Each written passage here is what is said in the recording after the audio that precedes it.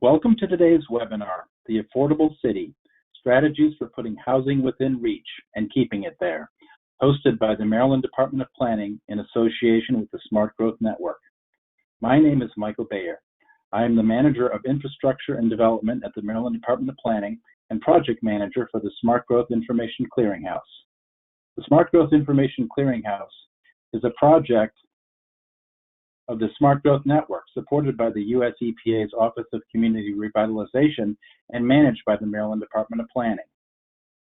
In addition to hosting webinars, the Smart Growth Information Clearinghouse has a website, smartgrowth.org, that provides current information on effective growth, development, and preservation practices. The website provides news and information about events, funding opportunities, awards, and resources to help local decision makers foster healthy, resilient, and economically vibrant communities. The Clearinghouse is the virtual home of the Smart Growth Network, a nationally recognized coalition of leadership organizations that have formally endorsed the principles of smart growth. This webinar is one in a series of webinars produced by the Maryland Department of Planning on smart growth and planning topics available for viewing at smartgrowth.org.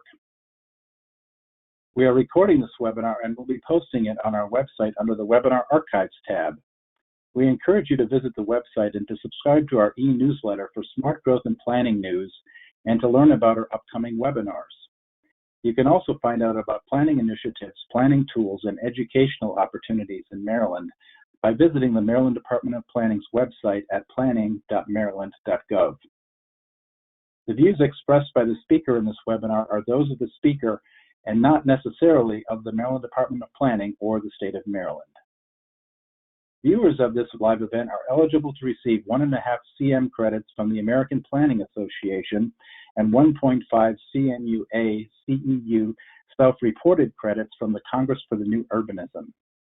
To log your AICP credits, visit the American Planning Association's website at planning.org, log into your account, and search for the name of today's event, which is The Affordable City, Strategies for Putting Housing Within Reach and Keeping It There. You can also search for event number 920-6722. I'd like to acknowledge our partner today, Island Press, and their partnerships manager, Jen Hawes. Founded in 1984, Island Press's mission is to provide the best ideas and information to those seeking to understand and protect the environment and to create solutions to its complex problems. So to get started today, our speaker is Shane Phillips. Shane is an urban planner and policy expert based in Los Angeles. He is currently managing the UCLA Lewis Chapter Housing Initiative and teaching public policy as an adjunct instructor at the University of Southern California. Shane previously worked as the Director of Public Policy for the Central City Association, a business advocacy organization in downtown Los Angeles, and he has held roles with the Los Angeles Streetcar Project and in City Hall. He has a blog on housing and transportation issues known as Better Institutions at www.betterinstitutions.com. He holds a Bachelor's of Science degree from the University of Washington and a Master of Urban Planning from the University of Southern California. Following his presentation, Shane will answer as many questions as time permits. You can submit a question anytime during the presentation by using the questions tool in the control panel located on the right side of your screen. And with that, we will turn it over to Shane. Welcome, Shane. Thank you very much. Let me see. Let me just make sure I got show my screen on properly here. Is it visible, Michael? You're good. Okay, yes, great. Thank you. Thank you so much. Yeah, thank you to Michael and John from the Maryland Department of Planning and Smart Growth, and Jen from Island Press, and everyone involved in putting this together. I really, really appreciate it. I see we're already at almost 800 people, which is both very humbling and very intimidating. So thank you. I'm here today to talk about my book, The Affordable City, Strategies for Putting Housing Within Reach and Keeping It There, which is published by Island Press. My name is Shane Phillips. My day job is at the UCLA Lewis Center for Regional Policy Studies as our Housing Initiative Project Manager, which is a new initiative we started about a year ago to have some staff time devoted exclusively to housing issues. And so it dovetails very closely with the topics of my book. And I think I'm ready to just jump right in here. So, and I just recalled, since we have some government workers hosting this, they are not allowed to say that you should buy my book. So I am obligated to say it on my own behalf. If you like what you hear, please find the book at Island Press or an online bookseller and pick up a copy for yourself. With that, I'll jump right in here. And, I think what I'd like to start with is by talking about the genesis of the book, which in some ways can be traced to about 4 years ago when I wrote about the Yucca Argyle development in Hollywood here in Los Angeles. And this was a project that would be replacing 40 rent stabilized units in a low-rise apartment building with a 200-unit tower, including 40 units reserved for low-income households. And if you're looking at this project from a very high level, it's objectively a good trade. It's a win. Some of these rent stabilized units that existed, that currently exist, were affordable because the tenants had lived in them for a long time. But market prices had gone up a lot in Hollywood. So while all the unit rents were stable once a person moved in, many were no longer actually affordable to low-income households. And because the rents had raised beyond that level, they never would be affordable to low-income households again. In exchange for the demolition of that project, we were getting 40 income restricted units, meaning homes that would be truly affordable to low-income households and that would stay that way for 55 years by covenant. Plus, we got a whole bunch of market rate housing, which helped absorb growing demand. It stabilizes prices, creates new tax revenues, and it was just a few blocks from the Red Line subway station, so the whole thing is pretty good for the environment too. The problem arises when we shift our frame from that citywide or region-wide level and start looking at the individual households. So yes, the rent stabilized units would be replaced by more affordable and longer term low income units, but it wouldn't be the current tenants who actually benefited. Some would earn too little to be eligible for the new low income units, some would earn too much, and even among those who were eligible, they would be competing with hundreds or thousands of other applicants for those 40 units. So the rent stabilized tenants would be evicted, and they might receive as much as a $20,000 check in relocation payments. But you might have some households who were living on a fixed income paying $800 a month in a market where a comparable unit now went for $1,500 or more. And so in that case, $20,000 is clearly not adequate compensation for that loss. It'll run out in just a few years if you stay in the same area. So of course the tenants are going to oppose this project, and they're not NIMBYs for doing so. They're, in my opinion, absolutely justified. And many are right to be afraid of having their lives destroyed by a project like this. So my main takeaway from this story, and not a groundbreaking or a unique one by any means, is that we can't just look at the big picture at these region-wide benefits, but we also can't just look at the individual harms and costs. We have to look at both and to take both seriously and to try to maximize those benefits while minimizing or even eliminating those harms. And I think it's especially true when those harms tend to fall disproportionately on Black and Brown communities, as they do in most places. To simplify this, to rephrase in more simple terms, I think the stereotypical sort of pro-housing, pro-development, YIMBY, yes in my backyard advocate looks at a project like the Yucca Argyle and they ask the question of who benefits. That's their focus. The stereotypical tenant advocate sees the Yucca Argyle development and asks who is harmed. And I say stereotypical very deliberately here because I know many people already ask both of these questions. But my message in the book is that we all need to start asking both of these questions, and that when we do that, better policy will follow. So here's where I introduce the themes of the book, which I call the 3 S's of supply, stability, and subsidy. Broadly speaking, this just means building enough homes for everyone, protecting renters and preserving affordable housing, and then providing resources to support those who have additional needs. And each of these goals serves a different purpose, and each must be a priority for different reasons. And I want to be very clear that this is really a policy statement as well as a political one. For me, it's really hard to imagine us making durable and powerful enough coalitions to beat the people who really do oppose affordability and are kind of just in this for themselves, if we don't somehow make renters feel that new development is not a threat to their own housing stability in their own communities. In terms of what's in the book, you can break it down in different ways. I sort of think of it in two sections. The first one is really just introducing the 3 S's at a higher level and establishing some global principles and recommendations. The bulk of the book is part 2, and this is a deeper discussion into why each of the 3 S's are so important, and then about a dozen specific policies to consider within each of those areas. Those policies are, some are things I think everyone here would be aware of, like, where and how and what to upzone and rezone, carefully designed rent stabilization and eviction protections, housing vouchers and property taxes to actually raise money for things like housing vouchers, that kind of stuff. Others are things we tend to talk less about, like how we support low-income homeownership with very limited resources, acquiring existing housing with public funds rather than only building it new or subsidizing rents on the private market, rental housing registries, and lots of other things like that. There are 55 total strategies and policies in the book, more than 40 of which are in these 3 policy sections. So a lot of ground is covered in really short and concise chapters of about 3 to 5 pages per policy.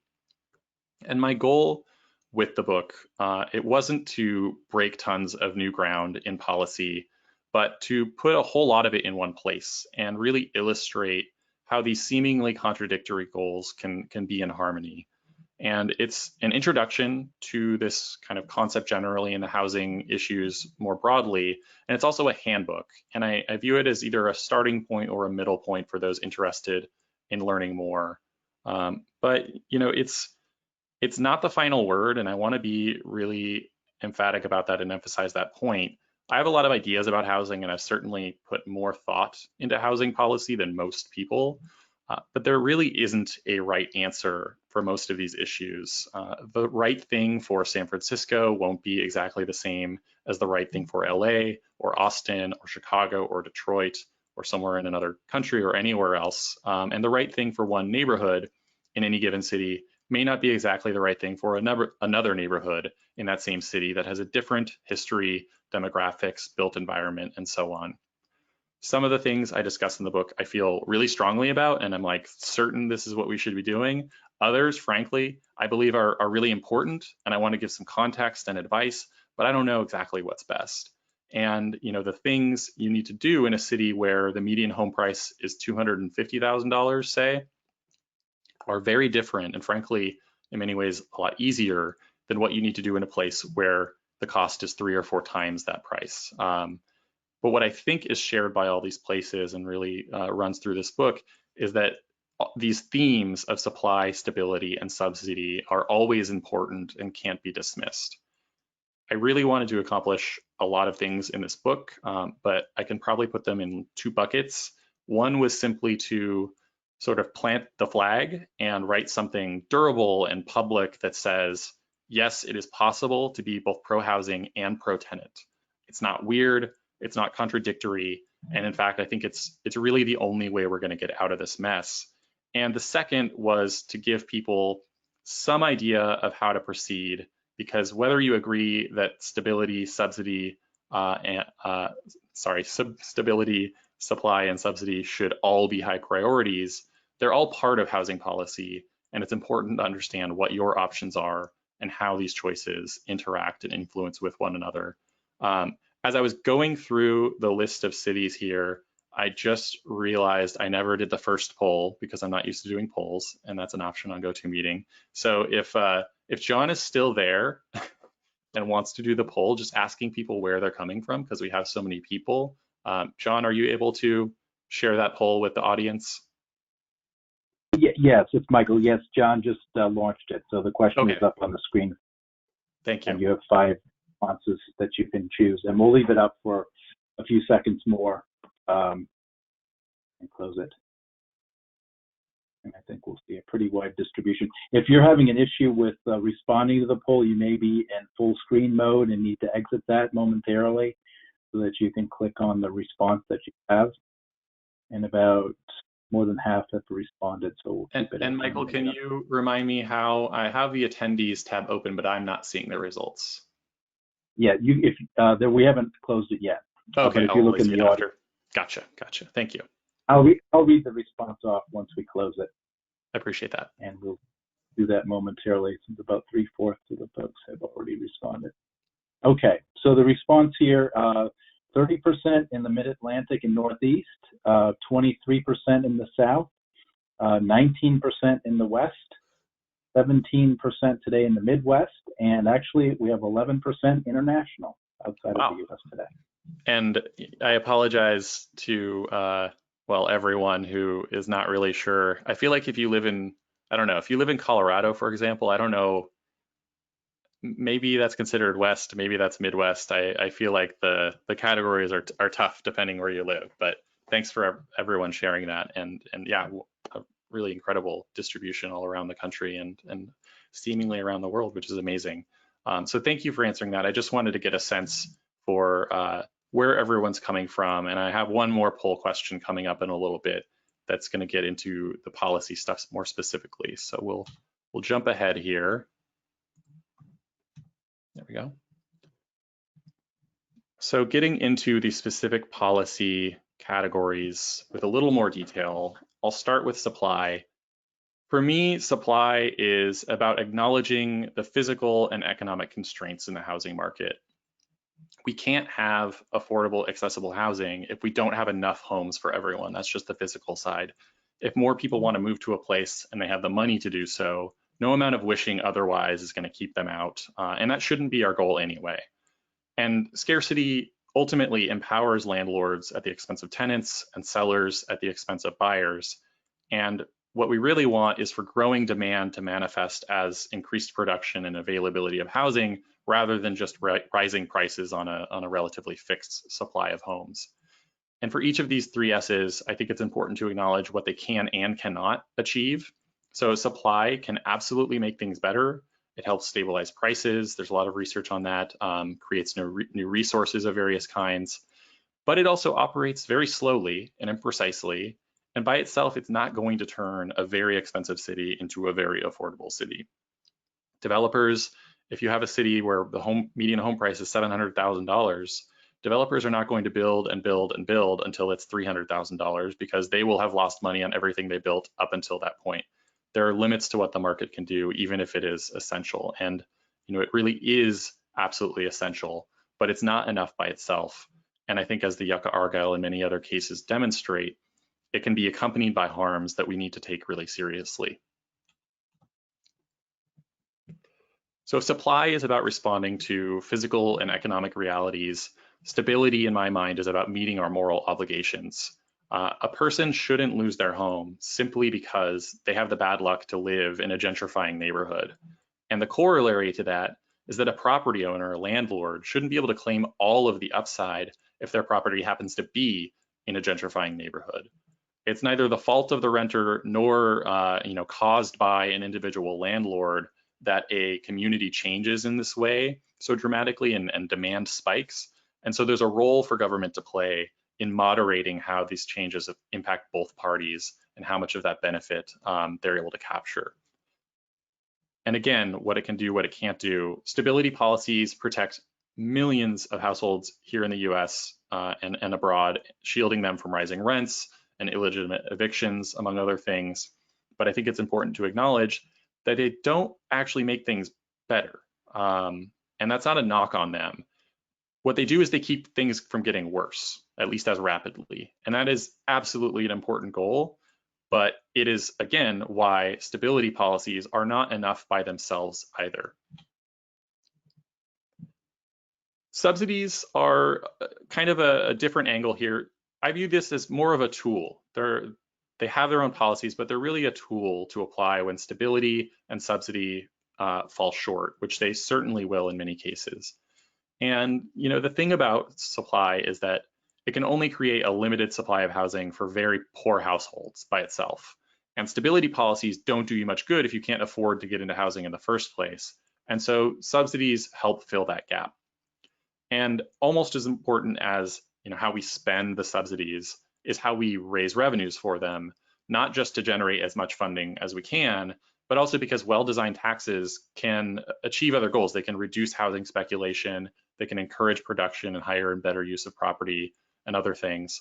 And poorly designed taxes, on the other hand, as is very well evidenced here in California with things like Proposition 13, can actually discourage these positive things. So the way we spend the money and the way we raise it both really matter. In terms of what subsidies can and can't do, they help millions and millions of Americans with their housing needs, many of whom would just never be able to afford a home on the open market or remain there stably. But they simply can't help everyone. And I think that's, it's an obvious statement, but it's not really. Sometimes we talk about subsidies as though money can just solve all of our problems, and I think that's clearly not the case. When we look at, the higher prices rise and the more people who face unstable housing conditions because of our failures on supply and stability policies, the greater number of people who will need help and the fewer we actually can help with each dollar we spend. And I think this is really apparent in a place like Los Angeles, where out of about 800,000 renter households in the city, several hundred thousand pay over 50% of their income on rent. If we were to try to build affordable units, subsidized units for all of these severely rent burdened households, the cost would be on the order of about $100 billion in a city with an annual budget of $10 billion, and only a relatively small amount of that actually discretionary and available for things like this. So although subsidies are essential, we've let the need grow so great that we can't subsidize our way out of the problem if we ever could. So this is where I have the other poll. Now that we've kind of talked about the three S's at a high level, I'm just curious for people's thoughts, and we're going to talk about some specific policies, but I want to hear what people think is most lacking in their own community. So this isn't necessarily which one you think is most important if you have some internal ranking, but where you think your city, your state, whatever area you work in has the most ground to make up. So I'll hand that over to you again, Michael. Yeah, so the question is up on the screen on which of the three S's you think is most lacking. And again, if you're having an issue with responding to it, exit from full screen mode. And a number of folks are voting right now, so we'll leave it open maybe another 20 seconds or so. We have the folks who want to participate in this a chance to weigh in. And yeah, there's definitely no right answer to this. The point of my book is that they're all important and can't be dismissed, but I think we all recognize that, different cities have different strengths. I think, I use a few examples in the book just as kind of illustrative cities. I think a place like San Francisco is known as being very pro-tenant, but very anti-development. Many places in Texas in the Sun Belt are very pro-supply in general, but not so strong on policies like that stabilize renter households. I know Texas actually bans, as a state, bans any rent control policies. So, different places have different strengths and weaknesses for sure. Okay, so the response here was 59% said supply, 24% said stability, and 17% said subsidy. Okay, that's a good mix. I think if I was voting, at least maybe because I live in California, I probably would have voted supply as well. But I think it's good to see that we have a pretty good mix here and people kind of focusing on different things. So I think I actually skipped ahead here. So to get into the policies in a little more detail, I want to start by addressing a really obvious question, which is how do these goals actually interact with one another? And more specifically, won't stability policies undermine housing production? If you really want to build supply, if you have strong tenant protections, won't that undermine that goal? And, on the flip side, if you allow a bunch more housing to be built, a lot of redevelopment in particular in kind of urban infill areas, won't that cause a lot of displacement? And, I think the honest answer is yes. Of course, this can happen. It will happen to some extent. But I think if we take each of these three S's seriously, including how they can undermine one another, and acknowledge that and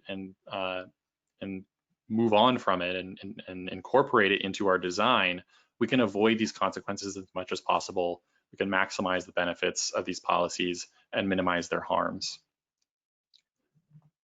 So I got just several more slides, and I'm going to talk about just really an introduction to various policies. As I said, I cover many in the book, and I'll touch on some highlights, but I'm sharing some screenshots here from the table of contents just to highlight the range and the real kind of handbook nature of this book. Again, each of these policies or strategies has about 3 to 5 pages devoted to it, outlining what each is intended to achieve, examples and data from places where similar policies are already in place, policy design considerations in particular for how to make them work successfully kind of in their own right and in harmony with these other goals with which there might be some tension. So starting on the supply side here, I'll just note that my intent here covering these isn't to go into great detail, but just to give some highlights. And really, this is more about sort of sparking conversation and questions for after the presentation, which we're coming to the end of. So on the supply question, I think the core issue here is how do we create more housing, but do so with sensitivity to impacts on vulnerable or historically oppressed or exploited populations, or currently oppressed or exploited for that matter. And I have some pretty straightforward responses to this question, and there's much more that can be said. But one is to upzone many places at once to avoid concentration of development in just a few neighborhoods. I think this is something we see in many places where planning is done in sort of a piecemeal way, and this is particularly true in Los Angeles, just given how large a city is. It is of almost 500 square miles and 4 million people. We have 35 different community plan areas, and each of them kind of moves at its own separate pace. And so, one neighborhood zoning will change, and the other 34 remain the same for a while. And when you do that, you can have a lot of development flow into that one location that's changed, and really make significant cause significant displacement and just a pace of change that is uncomfortable to people. And I think we can't ignore that. And so trying to upzone many places at once is one strategy, not the only one, and can't be in isolation, but one important one. Upzoning in higher income communities and also where homes are mostly owner occupied is also really valuable, primarily for the purpose of avoiding involuntary displacement. So obviously, if you're a homeowner, it is up to you whether you want to sell your property to a developer or not. Of course, your community can still change, and you might be unhappy about a larger building going up next door. But the nice thing about being an owner is you are probably going to be compensated for that, because upzoning tends to increase the value of land, as opposed to a renter who really is just getting kicked out and probably getting nothing in return. I recognize that this is, politically a very challenging thing, and I'm sure everyone's like, yeah, well, sure, that would be great, but how? Because the higher income communities and owner-occupied communities are also the ones that tend to wield the most political power. And that's kind of taking a step back. This is where the 3 S's come in, and really making sure that we're addressing all of these concerns simultaneously, so that we can have enough of a coalition. We're not going to get every single homeowner, every single wealthy person on board, but we should be able to get most of renters on board, homeowners who do care about kind of sharing the wealth to some extent. And this is one way to get there, is the 3 S's. The third one here, upzoning or rezoning commercial corridors where no one lives currently for residential uses, again, to help minimize displacement. And this is another one where, I think you can overdo this. I caution against putting all your housing on these corridors, because there are costs to that too, of course. And I don't think you end up with very complete communities planning that way, but it is a way, especially if you're kind of just getting started and trying to ramp up production. I think building in locations like this, where displacement is less likely, is a good way to sort of build up a stock, a reserve of housing, including affordable units, so that as you kind of move the redevelopment into other areas that might be somewhat more sensitive, there's somewhere for people to go. And you started to address the problem of supply already. And beyond upzoning specifically, because that's just one element of this, there are more general policies that, again, most people I think are familiar with, allowing more unit types like micro units, eliminating or reducing parking minimums, and eliminating or increasing density maximums, permit streamlining. The density one is an interesting one because, of course, something we often hear about when proposing changes to communities is neighborhood character.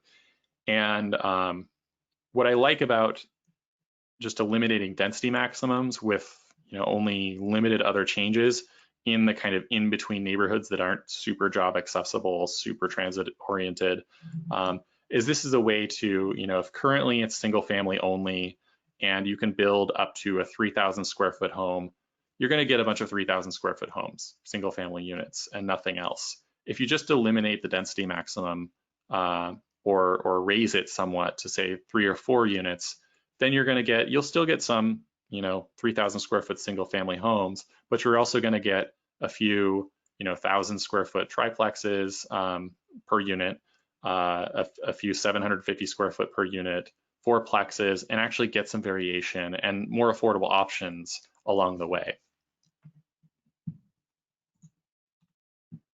On stability policies, and again, focusing on rent control in particular, but just as more as an illustrative purpose, question here that always comes up is how do we stabilize rents and other protections for that matter without making housing development financially infeasible? Because we of course need to keep building, and if we're protecting current residents at the expense of all future residents, that's not an adequate solution.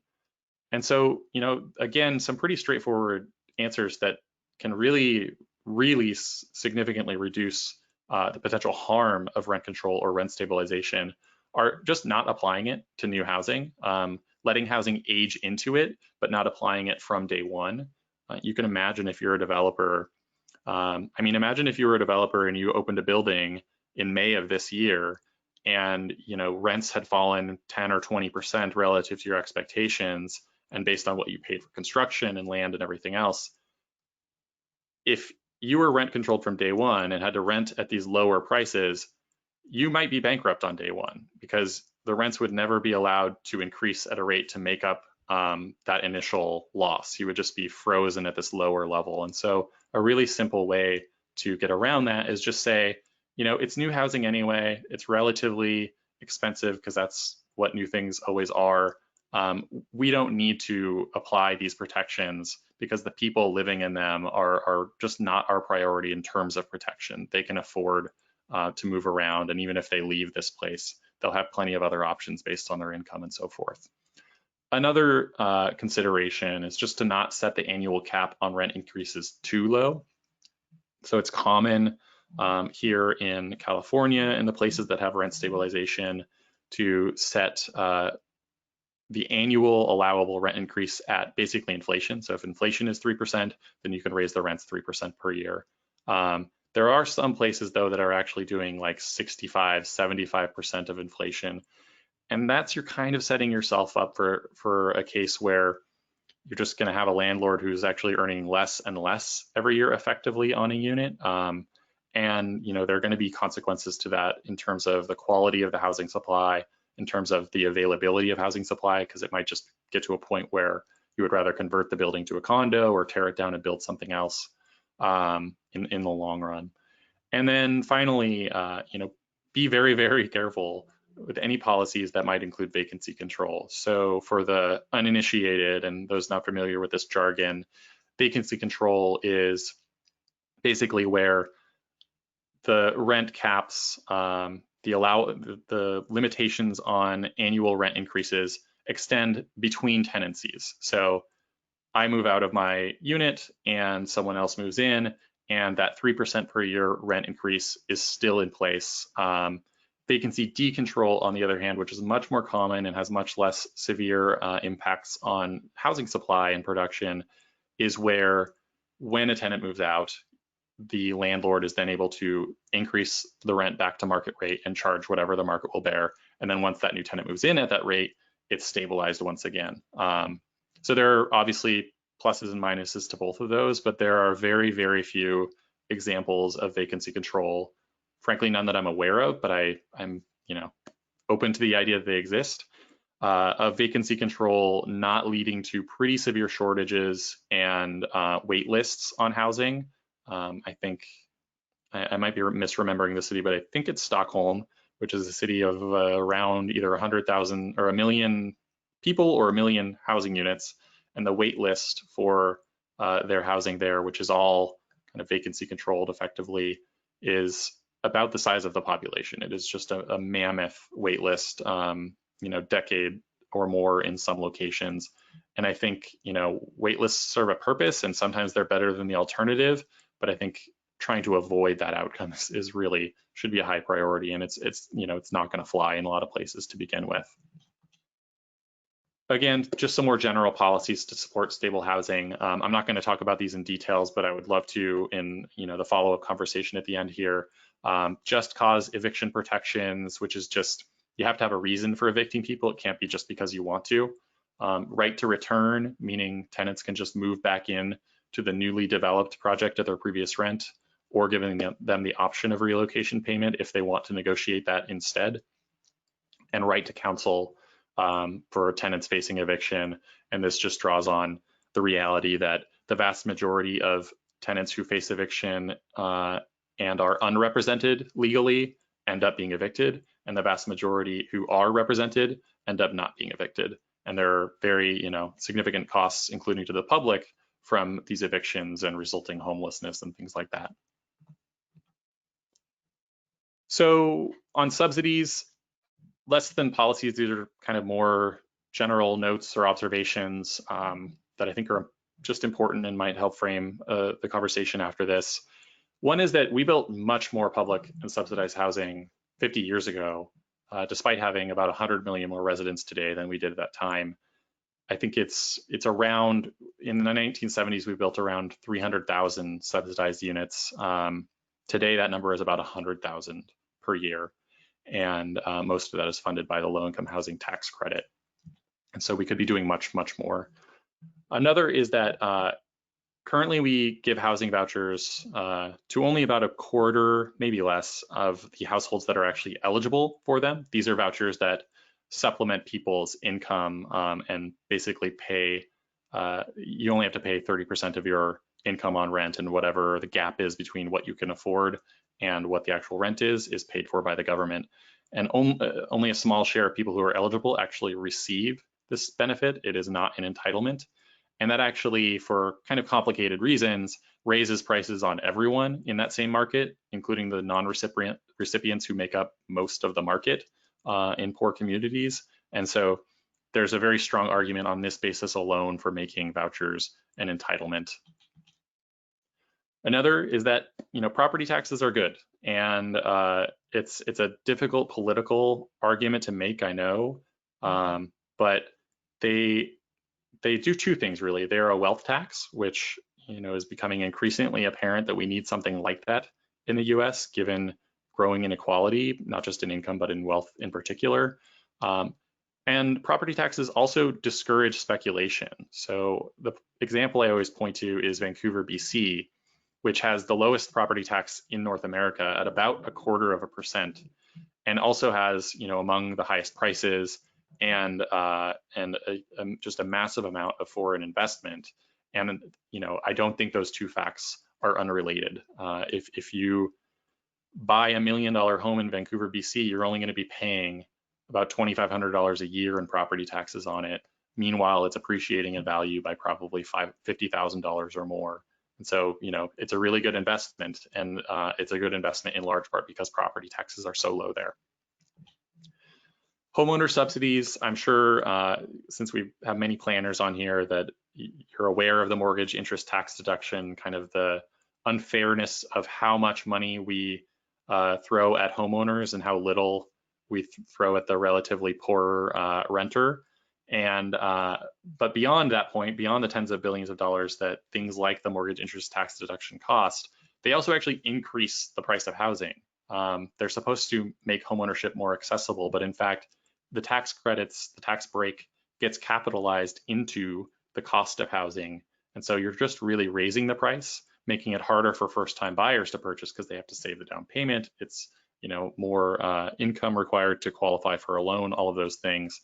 And there's a really interesting study showing that despite the tens of billions spent on this every year, it actually is a net reduction in kind of overall welfare for the country. And then impact fees that we assess by the unit. This is a very common thing. They tend to discourage smaller and more affordable housing types. So this is in contrast to fees assessed based on square footage or even by room. And again, taking Los Angeles here as an example, there's a $10-ish thousand park fee that's due for all multifamily housing in the city. And you pay that exact same fee whether you are building a 3,000 square foot penthouse condo or a 300 square foot micro unit. And clearly that is going to push you away from building these smaller and more affordable options, which are in short supply. And so it's something to be aware of. Finally, I think this is a second to last slide here. Beyond the 3 S's, but kind of also encompassing them, a point I've grown more and more appreciative of is that all of these protections, all of these policies are only as good as their implementation and their enforcement. And one thing I've grown increasingly interested in that is talked about in the book, but I'm hoping to do a lot more work on it actually in my role at UCLA, is rental registries. So this is essentially just a program.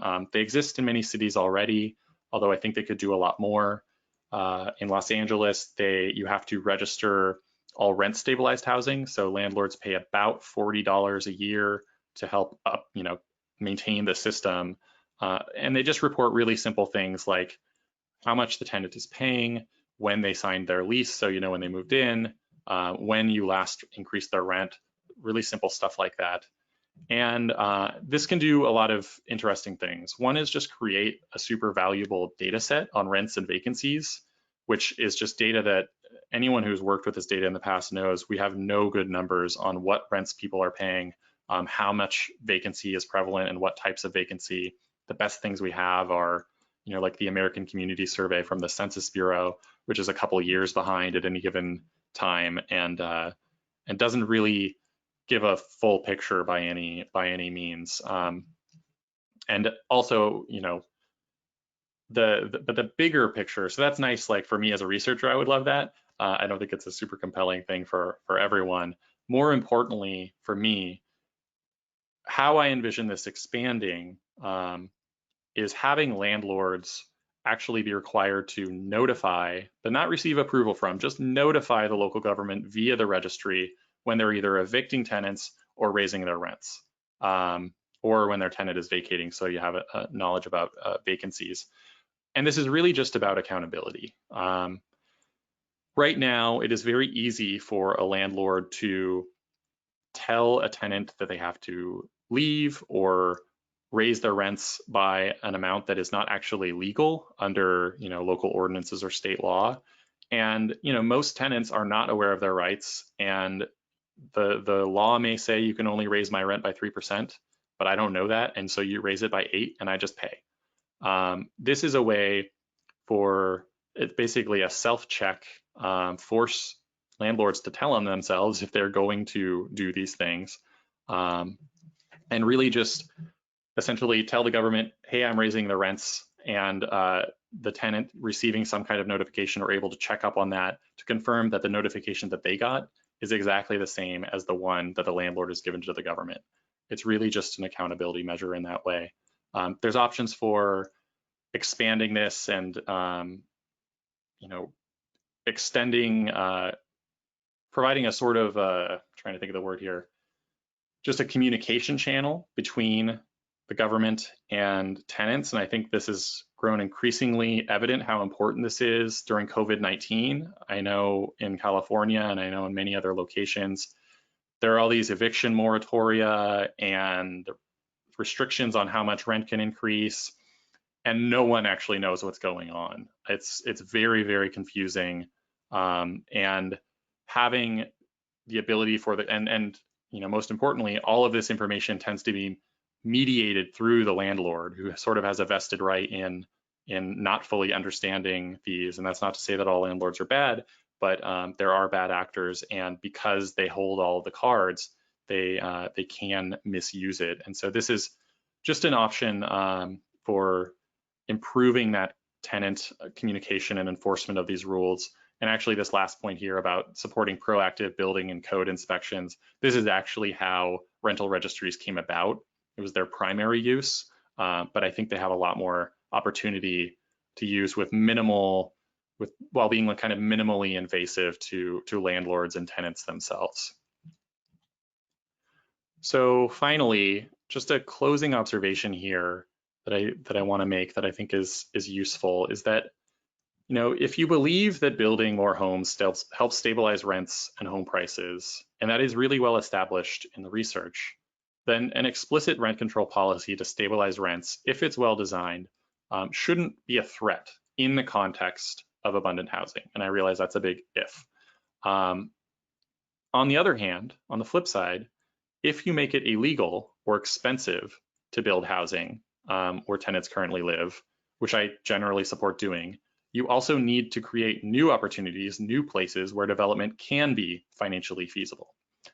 And it's our failure to create housing abundance that leads to the negative consequences of various housing protections. It's not really the protections themselves. And especially in high-cost cities with a lot of struggling renters, we won't succeed at creating housing abundance if renters don't feel protected. I think where we get into trouble is when we try to put one of these goals before the other.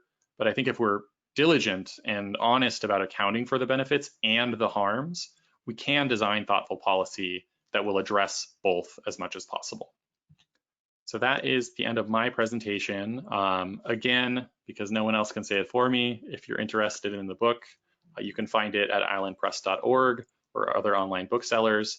And oh no, I know there's a special code, and maybe Jen or someone can type it. Yes, there we go. I wish I had put this on the slide, and I apologize for not doing so. But if you use the code webinar at the Island Press website, just type in WEBINAR and the promo code, you can get 30% off, which is a larger discount even than I am able to give to my friends. So definitely take advantage of it. Thank you. Great, thanks, Shane. We're going to move into the Q&A, and as we expected, we've gotten a lot of questions already, and we'll ask Shane if he can turn on his webcam so we can see him during this section of the conversation.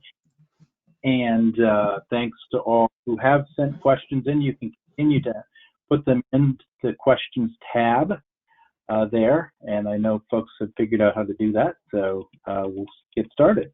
So toward the end of your presentation, Shane, there were a couple questions that came in about the vouchers and why only about 20 of those eligible receive the voucher. Can you talk a little bit more about that and why everyone wouldn't get that? Yeah, I mean, the short answer is just cost. I think we spend something like $20 billion a year on vouchers right now, and that's not nothing. That's a significant amount. But prior to 2017, we spent something like $80 billion on mortgage interest tax deductions for homeowners. So the resources going to renters are much smaller.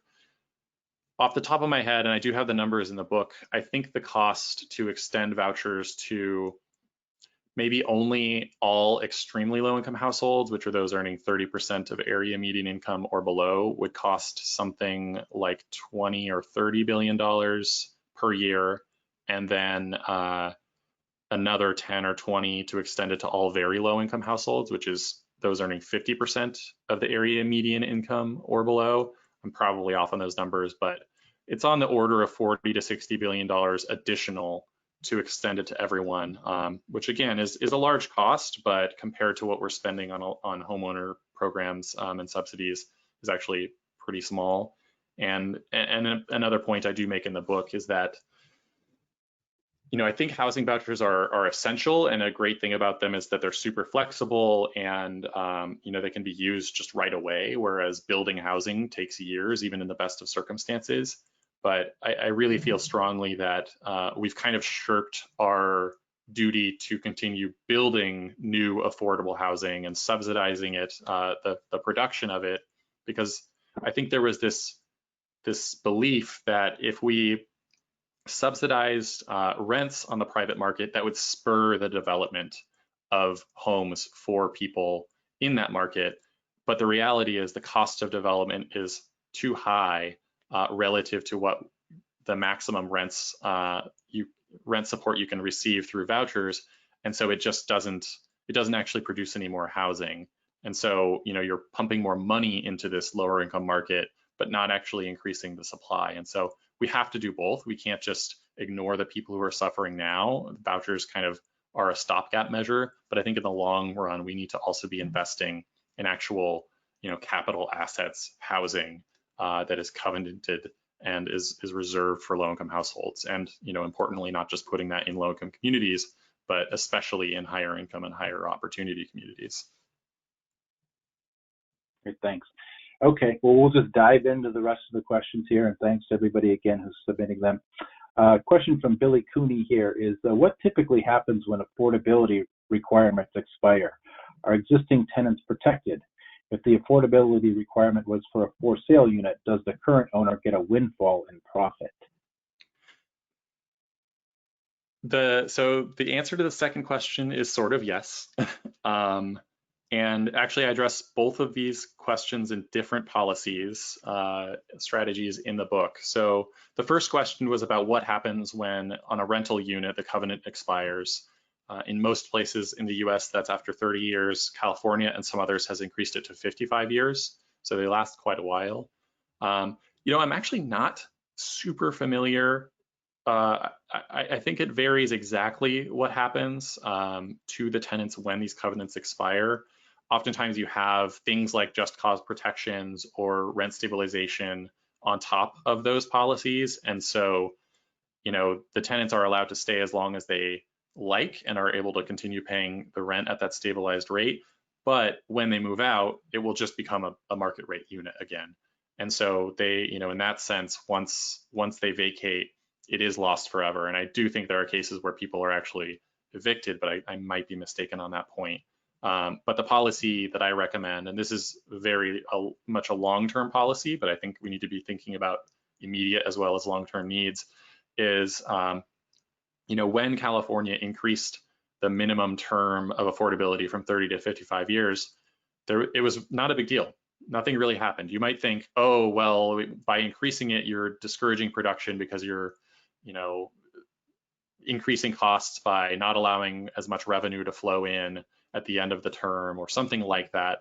And the truth is, it doesn't really seem to have mattered. And it's kind of clear why when you think about, the way that developers think about investments. Money you make 55 years from now or even 30 years from now is essentially negligible. It really, the value of a dollar earned 55 years from now is very nearly zero. And so you're just not concerned whether, it's restricted or not at the end of that term. And so I recommend in cities, and some further research needs to be done depending on your jurisdiction and local rules, but at the very least, increasing these terms to 99 years. On new housing, you can't just arbitrarily increase existing covenant terms. That would cost money.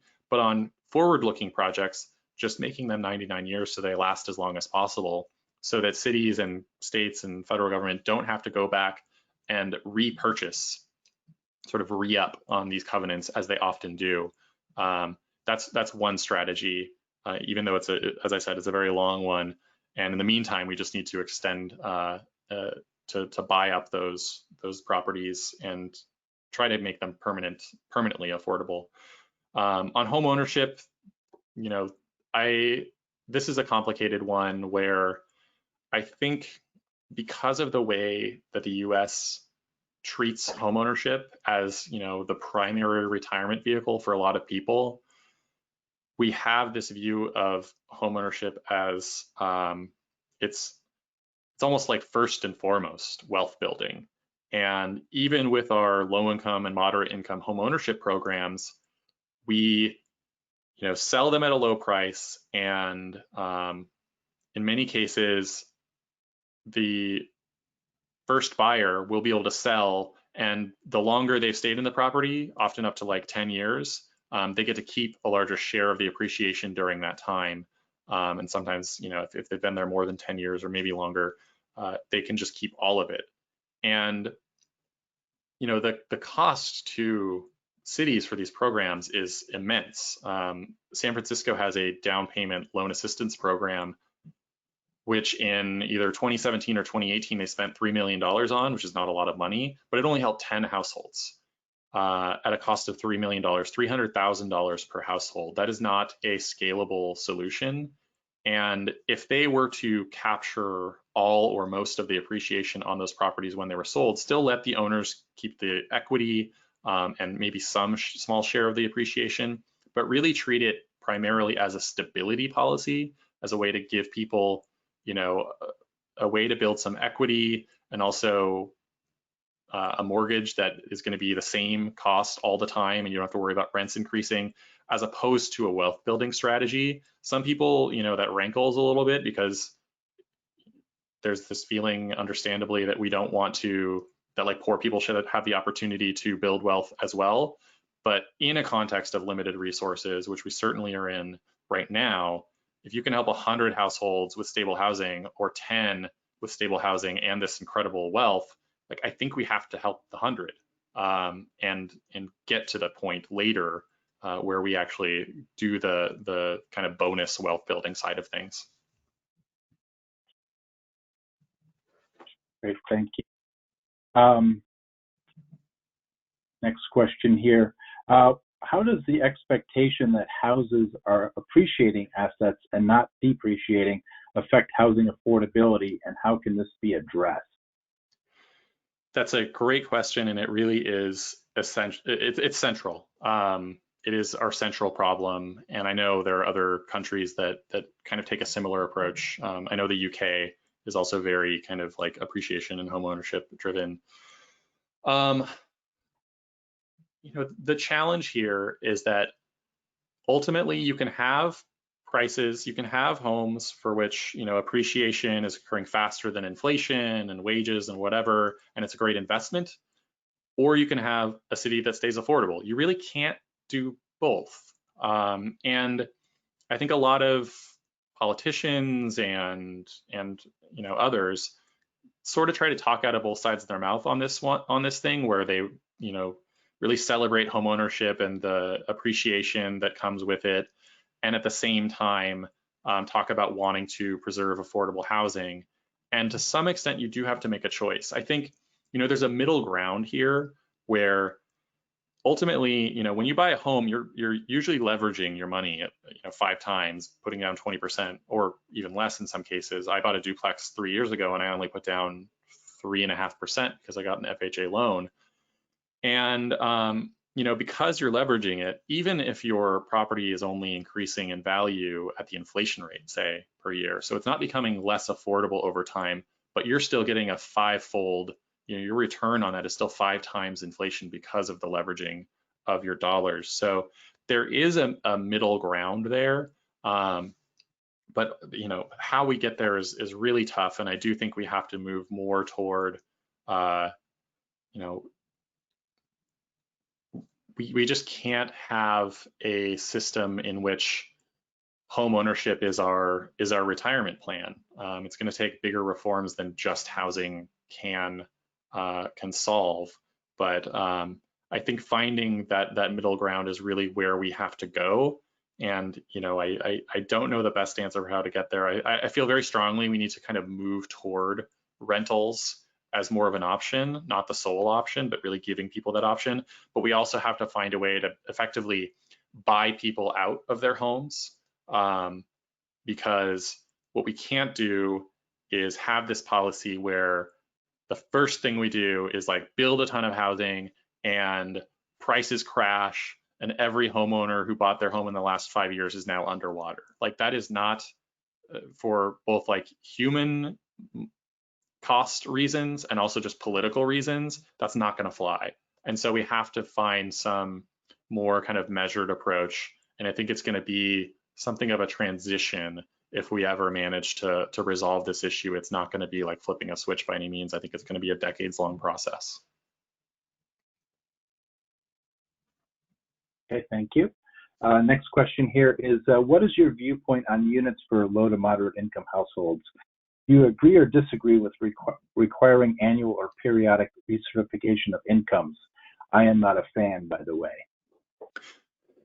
Yeah, I think I basically agree. So this is basically, you qualify for a low income unit or a moderate income unit, and over time you move up in your job, you earn more income, and someone from the government comes and says, what's your income now? And if it's too high, you get evicted. And for one, I feel like that can set people back. Like, I think in some cases, having that stable and affordable home is what allowed people to, move up economically in the first place and, become ineligible. Ultimately, I just think we need to have policies that don't discourage success, which to some extent, I think is what happens with policies like that. I think it probably varies on the market. In a place like on many of the coasts in particular, where the gap between a capital A affordable income restricted unit rent is very large, the gap between that and a market rate unit, in those places in particular, the cost of being displaced because your income has risen too high can be especially severe. So you can go from being in a good spot to now being like really far behind.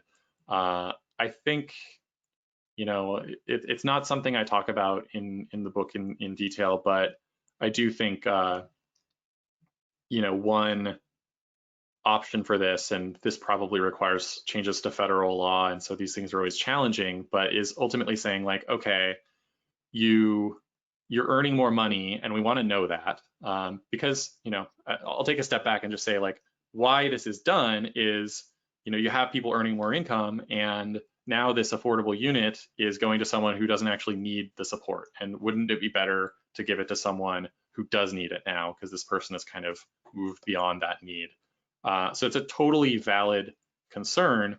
I think maybe a middle ground here is just to say like, okay, you're earning more, but we're not going to kick you out, but you are going to pay more. The income restriction is not going to keep it at this arbitrarily low level where when you moved in, you were paying 30% of your income on rent, and now you're only paying 15%. You're going to continue to pay 30% as long as that is kind of below the market rate. And that way you get to stay in your community. You're still not overpaying by any means, but you're also supporting this program that then that money can be used to support others as well and expand the program rather than effectively shrinking it by having this affordable unit not going to someone who requires an affordable rent anymore. Okay, thank you. Next question is, what would you say to the residents of a higher income neighborhood who oppose lot splits and townhomes? Well, there's no easy answer to this. There are going to be people who oppose these things. I think you have to make the argument on a lot of different dimensions. I think you have to look at the historical wrongs that have occurred and the legacy of segregation and how that continues to impact the opportunity that people have available to them, and not just the opportunity, but the lives they lead, their lifespan, even just really fundamental things like that. So you can make the case on all of that, but I think there also just has to be an acceptance that like there are gonna be people who hate it and are unhappy about it. And I think you just have to reach out to as many people as you can, because of course, I'm sure most of the people in the audience are planners in some form, or at least familiar with the public hearing, public meeting process and who tends to show up to those meetings. And also the fact that they are not actually representative of the community. And I think if you have these conversations, if you really organize and get out into the community in a more meaningful way, you can make this case to a lot of people who, might might experience some cost from this, but still support it because they recognize it's the right thing to do. And this is where I do feel like you have to have policies where it's not just a cost. I don't think you can come into a community and just say, like, not only are we going to change the character and nature of your community and build these low-income units and 4 stories instead of 2 or whatever it is, but in addition to that, it's also going to cost you because your property value is going to decline or something like that. That's a lot to ask people, even in a high-income community. And I'm not Pollyannish or naive about how challenging this is. But I think if you come in and you say, well, we've upzoned slightly and the value of your home has increased as a result. The land value per developable unit has actually fallen, which is what, as from an affordability perspective, is what we actually care about, because that's how you create more affordable homes. But the land value, the just total land value on the parcel for that current owner has grown. And so, that's not going to be convincing to everyone, but I think, politically, it is more convincing to be able to say, what, like, we have to build somewhere. And given the choice between building in a community where every parcel that is developed, or most of them, is developed because an owner chose to sell their home and leave, as opposed to being displaced from their home against their will, and they were compensated for for the choice to move, and they actually earned more than they would have if we hadn't made this change. I think, you can ultimately say, like, if you really love your single family community, and that is just like the most important thing to you, more important than equity, more important than affordability and accessibility and opportunity, then there will still be plenty of single family neighborhoods. Maybe they'll be a little bit further from transit or whatever, but you're going to walk away with a windfall to some extent, and you can buy a home there, a nicer home there. And it's a little bit flippant, I know, to say, and as a planner at a public meeting, you might need to find a better and more kind way of saying it, but I do think that's what it comes down to. And these are difficult trade-offs, and I just think that's the lesser of them by far. Thanks, Shane. Next question is, are there good strategies for municipalities to incentivize the construction of new housing units? And if development-friendly zoning is already in place, but developers are not jumping on it, what can the next step be? Yeah, so the first question, I'm a big fan. I've seen a lot of success here in California with density bonuses. It depends on if you're just trying to get like market rate development, because market rate development is actually pretty affordable in your city. Like I said, a lot of Sunbelt cities, you can build a market rate unit and that's affordable to someone earning a moderate income or even bordering on low income, and that's great.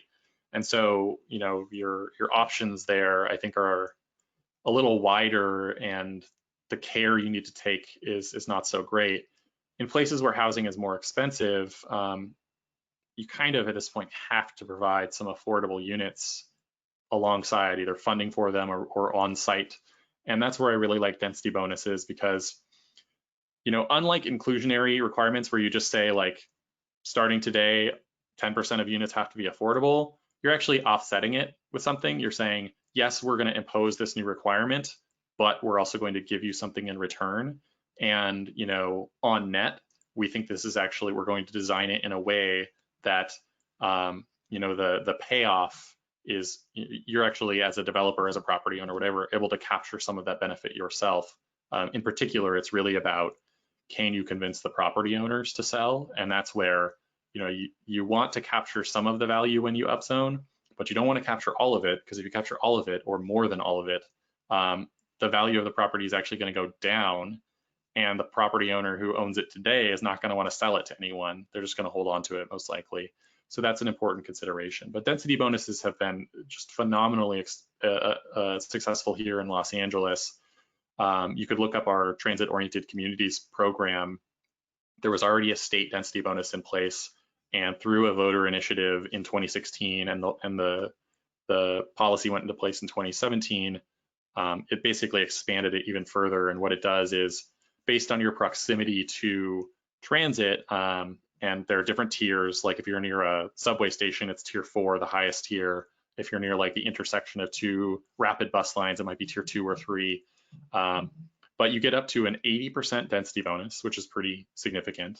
You get I think a 45 or 50 something percent FAR bonus, which is really important as well. And I think lots of times density bonuses are put forth without the floor area bonus as well. And so you can build more units, but you can't actually build a bigger building, and doesn't really accomplish much. So both of those are kind of central to it. And also, the higher the tier, the lower the parking requirement. So in tier 4, actually no parking is required. You could build a parking-free building if you wanted. In tier 3, the next tier down, you can't require more than half a space per unit. And then there are other things like, incentives to get relief from on-site open space, setbacks, transitional heights, those kinds of things. And that has spurred a lot of production in the city. And, we're permitting not enough housing by any means, maybe 15 or 20,000 units a year. But 3,000 or 4,000 of those are restricted to low-income households, and most of those actually are restricted to extremely low-income households because the policy actually sort of incentivizes that in particular. So we're providing a type of housing that we really just didn't have before. So I'm a big believer in those, and I'll just add one more thing about density bonuses that I like compared to inclusionary sort of mandates. Is if you get a mandate wrong and it's your only option, and no one uses it, then you've just, really killed off development to some extent with no offset. If you do a density bonus poorly, the worst thing that happens is you kind of continue as you were. No one uses a density bonus, but whatever development was occurring before is still just as desirable. So I think that's another appeal for me. Of course, the thing with the density bonus is you have to have a high enough base density. A density bonus doesn't do you any good in a single family zone because 180% of 1 is not even 2. And so you still have to have some kind of base multifamily zoning that works. But I'm a big believer in that. And you did have another question about, if your city or neighborhood or whatever is just not attracting development, even if you feel like you're pretty friendly to developers, I think, I would question the premise. Maybe you're not as friendly to them as you think. But assuming that that is the case, I think it comes down to just how can you lower costs, whether that's allowing, like modular types of development, different types of housing that might not be permitted right now, smaller units and that kind of stuff that might better serve, first-time buyers or young renters, which a lot of cities just don't really have options for that. I think permitting can almost always be faster, not just faster, but specifically by right is something I very strongly believe in, that, rather than negotiating projects one by one, we should be, having real plans. Like, we're planners here. We should have plans and stick to them. And if someone proposes a project that adheres to that plan and complies with all of its requirements, they just get to go ahead the next day, however long it takes to, confirm the drawings, but they just get to move right ahead. And they know that if they propose something that complies, they will be able to build. There will, of course, be some places that just, the market doesn't support development, but I don't think there are that many where that's the central issue. Great, thanks, Shane. And thanks to everybody who is submitting questions to the questions tab. There are a couple of questions about that, and you can go ahead and submit something in writing and we all can see it. And we'll ask as many as we can get to. We have at least another 15 minutes for questions, and we've gotten many. There were also a couple of questions about the webinar promo code that's working, so please use it if you're interested. Next question here is about something you were talking about earlier in your presentation. Can you expand a little bit on the voluntary buyout program mentioned in the rental registry slide?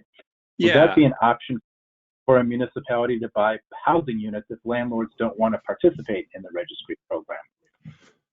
So first off, I don't think you should make it voluntary for landlords. I think they should just be required to participate. It's not a high cost program. $40-ish a year is what it costs here in LA, and I know other places actually do it even more inexpensively. The voluntary buyout program, so I think, and I didn't explain this, I just kind of threw out the phrase there, and I realized that can mean a lot of things.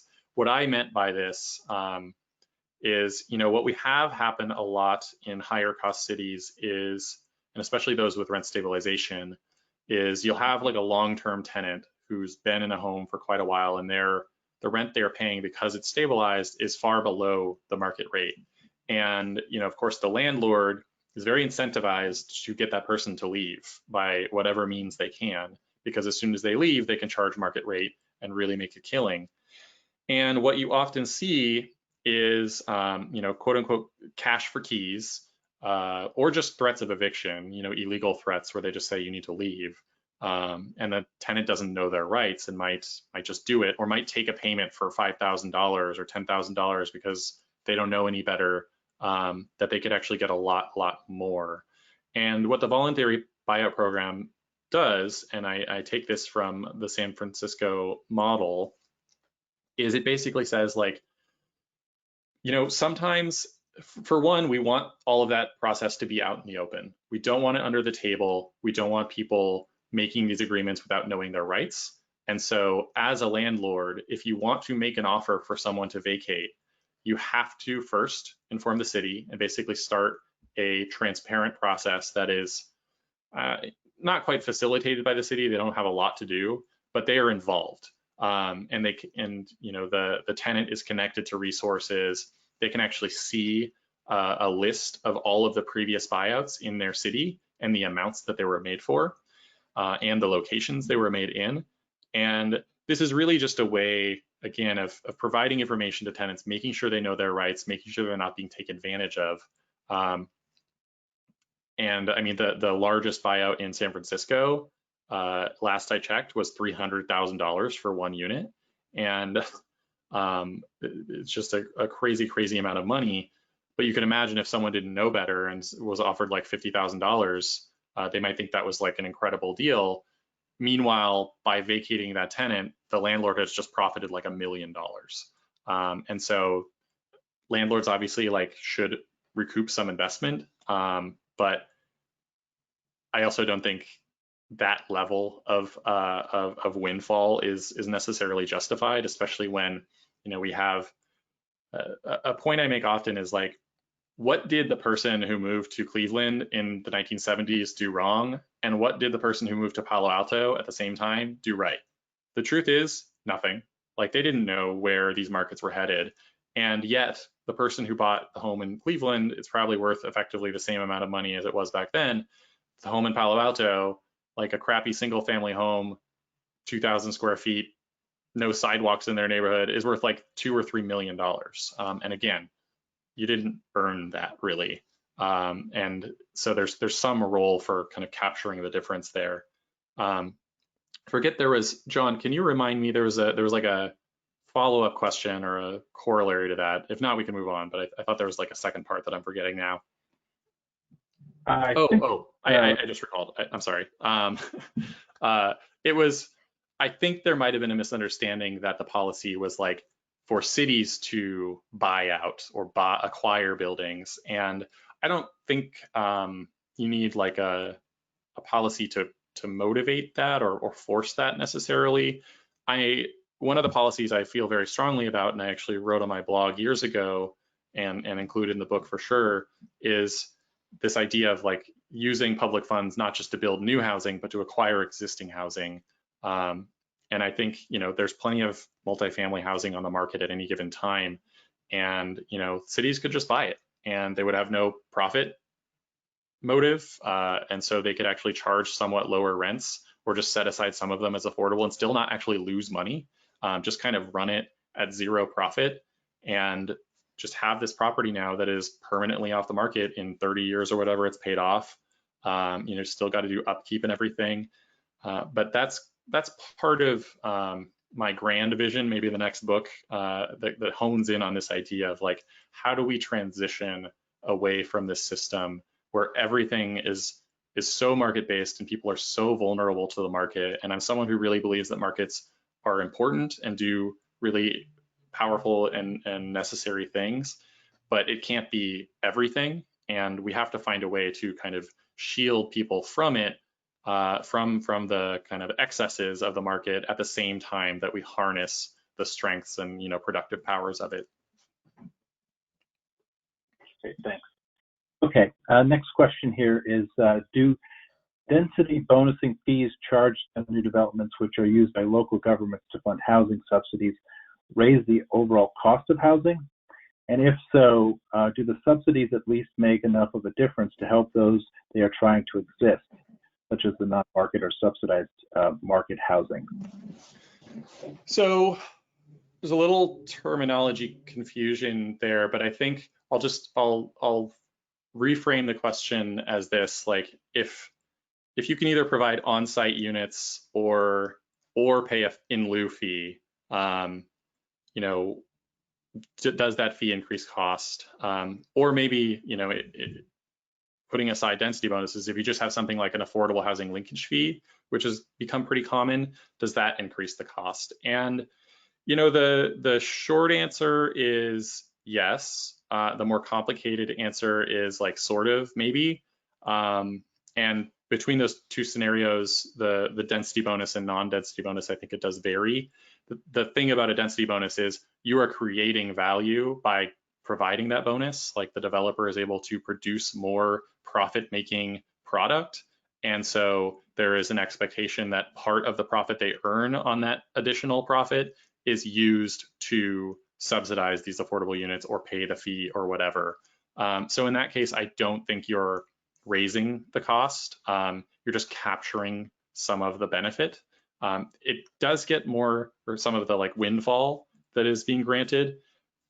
It does get more complicated. I don't think it's worth going into it. If you're trying to, like, in the very long run, lower prices as much as possible, the more you capture, the less you'll be able to do that. And so there is something of a trade-off there, but I just think we have to think more near term than that. We have to be concerned about the long term, but we can't just like give these density bonuses and just say, you can build 80% more units and we're going to require nothing of you. Yes, that would produce more housing, but it would also, leave a lot on the table and just like deliver so much unearned wealth to property owners that could be, benefiting the public instead. God, I'm forgetting I know there was like a second part to that question as well, but hopefully that sort of addresses it. I guess one additional point, and I actually, in an appendix to the book, sort of talk about the very high level concepts in development finance and like residual land value and these kinds of things, like how developers actually make their decisions and what really does affect and not affect their decisions to go forward with a project. And there's kind of two ways of looking at fees. One is it just raises prices, and landlord or developers have to build like nicer homes basically to offset that cost. The other is that ultimately these additional requirements, they come at the expense of the existing property owner before selling to the developer, and what the developer is willing to pay for that property because of these additional requirements is less than it would have been prior to those new commitments that are required. So, it's something where, like, if you make that argument, there is a credible argument that, like, well, it's not actually increasing the cost, it's just coming out of the pockets of the property owner. The problem with that argument is if enough comes out of the pockets of the property owner, the current property owner, they won't sell to a developer and we'll get no housing out of it. And so there is really a trade-off there, and that's also part of why I like the sort of, bonus and recapture model rather than just the mandate model. Okay, thanks, Shane. Next question here is, what about rural, smaller towns where construction is still expensive and the market is not hot, yet there is a need for more homes? I mean, I'll be honest, I don't have a lot to say about that. I'm just not knowledgeable about rural areas. I've lived in the suburbs and urban areas my entire life. I think the challenges that rural areas face are unique, and to some extent, I think this is probably more a role for subsidies. I do, you know, the rural listeners will probably dislike me for saying this, but I do think that we have to ask how much of rural living is necessary, and to what extent we should be subsidizing that lifestyle. If the market won't provide rural housing at a cost that people are willing to pay, then I'm not sure it's the job of society to make up the difference in cost. That said, I mean we have just tons and tons of agricultural workers here in California, and like you need housing for farm workers and others. So we spend a lot actually on rural housing for farm workers here in California. And so when we're talking about that kind of need, where it really is just like an essential, it's the breadbasket and all of that, the subsidies I think are totally justified. When it's just about like I would prefer as an individual to live in a more rural environment, I think you can still do stuff like not requiring super large buildings. Like just because you live in a rural environment doesn't mean you need a huge home. I don't think so. Not to say that that's the standard, but there are kind of built environment things that you can do. But it's a challenging question, and to be honest, I don't have a great answer for it. Okay, that's okay. So I know we're getting close to the bottom of the hour, but with the volume of questions, maybe can you say an extra 5 minutes or so? Sure. We can pull more, and then we'll wrap up. Great. Next one is, and I don't know if this would also apply based on what you were just saying, but I'll ask it anyway. You can respond. I live in a working place that has nearly half of our housing supply in second homes. Our economy is heavily dependent on tourism. Do you have any advice for planners who work in this environment and what the best practices may be? Oh, I mean, probably I'm curious whether it's a really tough time in the city for this person right now, or things are just going gangbusters, because I know a lot of people are trying to get out of town right now.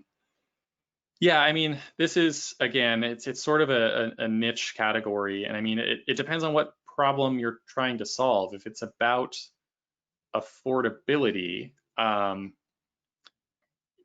that's tough. I really think you sort of have to have some homes that are effectively off the market, sort of a workforce housing approach, because the nature of a lot of these vacation areas is they're pretty high end to begin with, and on top of that, like renting a place on Airbnb or whatever actually earns a lot more than a long-term lease does, and so a lot of units aren't on the market to begin with. And so again, I think this is somewhere where the normal, just kind of like build enough, make sure you have stability policies, make sure you're providing something and capturing value and getting affordable units out of it, those kinds of things, and diversity of housing choices, like they all still apply. But I think in particular in that kind of environment, they will not be enough. And I think that's where a more intentional policy that does rely to some extent on forward-looking planning and subsidies and setting things aside from the market is going to be an essential component of that. Okay, thanks. For cities with a large short-term rental supply, does this alter how supply, stability, and subsidy interact? And if so, is it negative or positive? Yeah, it does affect it. And I remember when Airbnb first came out, and I was pretty strongly in the camp of like, this is good, and if there's a problem of it taking too much housing off the market, we should just build more housing. And of course, I still think we should build more housing in many places, but in the same way that with the Yucca Argyle, I recognize that like the harms are not just distributed evenly; they're concentrated among certain groups and individuals and households and even communities. I think the same is true with short-term rentals, where maybe across the city it's only 0.5% or 1% of the units, but in a neighborhood it can be 5, 10, 20%. and really, really change that place in a meaningful way in a lot of ways. And my short answer to this, I just think we should restrict Airbnb pretty significantly, and similar VRBO and so forth. And it's not to say that we shouldn't allow these rentals, but I think what Los Angeles and a lot of other places have done is basically say, you can rent out your entire unit for a very limited number of days per year. I think of myself, like if I go on vacation for a week or two, I would like to rent my place out on Airbnb, because then I can kind of earn back some of the money and it helps pay me for my vacation. That's like a cool thing. And I think that should be allowed. But if I'm just going to buy a place and then rent it out on Airbnb full time, I've just taken housing off the market, and that does affect the broader market and all the renters. You're basically kind of the person renting out that building who bought it is capturing all the benefit at the expense of their neighboring community. And so I think just saying like you could have a small number of days where you rent out the whole unit, but otherwise Airbnb is really just for renting out a room or a part of a unit, and kind of leaving it at that. Maybe we'll come up with some more carefully designed solutions in the long run. And I know there are places that have like caps. I just think that's where you get into problems of like, okay, maybe it's a smart policy in theory, but how do you actually implement it? The enforcement on this stuff is really, really tough. And so I think simpler is better. Okay, just a couple more here before we wrap. When you flash the table of contents, one of the items said, don't sell public land, lease it. Can you talk about that? Yeah, so, I mean, you look at the timeline of a private developer or any kind of private entity, and if they're for profit, they're generally looking out to 10 or 20 or maybe 30 years in the future. And as I said earlier, any like profits that derive from that acquisition beyond that point are basically negligible. The same is not true of a government. The government has, a purpose that extends into perpetuity, basically. And so to like give up an asset in the short run for a short run benefit that then, is spent and gone effectively, I just think is wasteful. And, there's a really good example here in LA, and I apologize for using LA examples so much. It's not the only thing I talk about in the book by any means, but it's just what I'm most familiar with. We have a place called Marina del Rey, which is a man-made marina, including it, like they put created a lot of land in the marina. So it's got like 5,000 slips for boats, and they've built something like 5,000 or 8,000 housing units over the past 30 years on it. And this is a ground lease property where they developed it, and I think they did maybe the initial work and then like leased all of the land and the slips. And at the time it cost them $50 or $100 million and maybe less. And then they've had developers come in and build the housing and operate and everything. And they just get a lease payment every year of $30 million or $40 million or some. I think I include this example in the book. But it's just about recognizing that like the interests of the public, of municipalities, are permanent effectively, and we shouldn't give up property because we can actually continue to benefit from it in the long run. And maybe it's actually good to have some control over some of this land. It's a restricted amount of control because we lease it out for other uses, but that's really what it comes down to. Is I think we just get more benefit out of it in the long run by holding onto it and leasing it. It's complicated though, and you have to have the right professionals involved, kind of looking out for your interests to make sure you're signing a good deal, not getting into like a Chicago parking meter situation. Great. Thanks, Shane. And thanks everybody who asked questions. Sorry we won't be able to get everybody, but I will ask one last one. Does the book identify strategies for successfully getting community support for increasing housing type varieties in existing neighborhoods, such as allowing duplexes, triplexes, and fourplexes in primarily single-family home areas? So I mean, in a way, that's like the meta theme of the book is, not just that these policies are all really important, the 3 S's, but that we're not actually going to achieve any of the goals of any of the S's of supply, stability, or subsidy adequately if we're not all kind of like in lockstep and working together and have the coalitions needed between, affordable housing advocates, tenant advocates, environmentalists, transit advocates, community-based organizations. We need everyone all in, and we're not going to achieve that if we're not all kind of like supporting each other on our respective kind of focus areas. And I think this is a more general comment, but looking to what Minneapolis has done by, I think it's they've effectively gotten rid of single-family zoning and allowed triplexes everywhere in the city. Portland, even more recently, has allowed 4plexes throughout most or all of the city and 6plexes in cases where at least half the units are income restricted. And these are all examples, and actually Seattle has done some interesting things with their housing affordability and livability agenda, known as HALA, just like a 50-something point plan.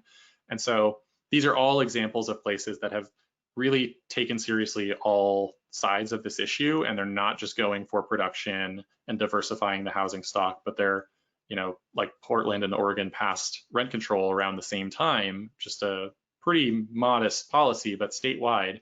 And I think that helps bring people together, and that's a big part of what this book is how do we find the points of agreement and build the coalitions we need to be successful on each of our respective goals, because that's what it's going to take. Great, thank you. I know we've covered a lot of ground today, and thanks for fielding all those questions, more than half an hour. So just wondering if, exactly. Just wondering if you have any kind of closing thoughts for us today, takeaways from all of this discussion today.